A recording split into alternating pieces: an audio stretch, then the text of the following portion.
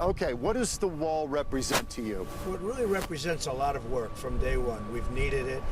We're now up to 220 miles, which is tremendous, and we're in the Yuma section, but we have sections going all the way to the ocean, and it's been a real achievement. And we'll be at about 450 miles by the end of the year, and it'll be completed very shortly after that. And it's had a tremendous impact on stoppage of people coming into our country illegally. Now, your opponent said recently that he would not guarantee he'd continue this construction on the wall. He's saying that there are other priorities we need to spend money on. Well, he wants open borders. He wants people pouring into our country, and he wants, drugs and all the other problems. You'll never solve it without this. No, he'll complete it. You'd have a revolution if they didn't do it. People are so happy with it, and this is a large piece.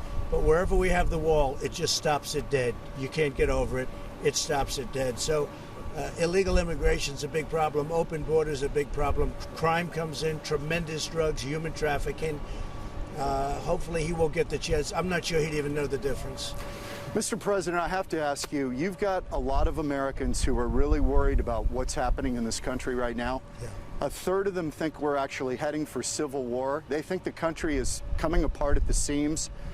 What would you say to reassure Americans that this republic will continue to stand? So I think we're doing really well. The jobs are back. We were doing unbelievably well until the pandemic, the virus came over from China. And that really, we had to close our country. We saved millions of lives by doing it, as you know, millions and millions of lives. And now we're putting our country back, and it's going very quickly. The jobs are up to a level that nobody's ever seen before. 2 weeks ago, we had a jobs number, the best in history, the best that we've ever had.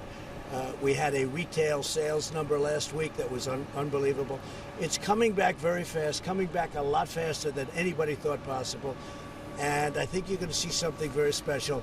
So we built the strongest economy in history once, then we had to close it in order to save potentially millions of lives. We did it, did a great job with it. The people did a great job with it.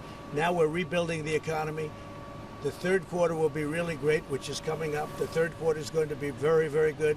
Next year is going to be one of the best years we've ever had. You said early on that the country was not built to shut down. That's right. That was your gut instinct early on. Yeah.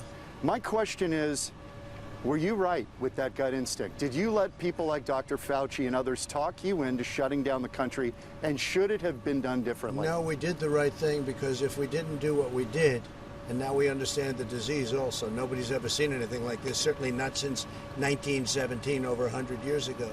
So now we've done the right thing because we saved millions of lives, but now we opened the country, and we'll have flames, we'll have fires a little bit, and we'll put them out. But we did the absolute right thing. Otherwise, we would have had, if you look at Brazil, if you look at Sweden, if you look at other people that tried keeping it open, other countries, they have suffered just lives like nobody's ever seen before. So we're going to be at 115,000. That 115,000 could be 2.5 or 3 million lives. And it's all too many. One is too many. As you know, one is too many. It should have never happened. China should have never allowed this to happen. But it happened all over the world, 188 countries, all over the world. But we've done a real job. And now we're rebuilding our country. And again, our jobs numbers and our retail numbers, the best increase we've ever had. Central argument for your reelection, what would it be? I think just that I've rebuilt the greatest economy ever, and I'm going to rebuild it again. So I built, in a short period of time, the greatest economy we've ever seen, best job numbers, best unemployment numbers, best stock market numbers. And look at the stock market today. We're very close to hitting new records. NASDAQ just hit a new record. So NASDAQ is now higher than than 3 months ago. I think we're going to have an economy that's every bit as good and maybe better for certain reasons. You were making inroads with the African-American voters through the economy. Would you consider going into Baltimore, Detroit, Chicago, LA, places like that, and taking your message right to the people of color? And we have done that, and we are doing that, and somebody's going to have to, because the Democrats, it doesn't work. Every one of the cities you mentioned, every city that we're talking about that has problems is run by radical left Democrats. They're controlling Biden. You see what he's doing with energy. He wants to close down energy. He wants to close down everything. There's no way he'd end a wall, because the wall gives us good immigration policy. But the radical left controls Joe Biden, and that's a disaster. And every city where we have a disaster, you look at Seattle and state, you look at Seattle, look at all these cities that are in trouble.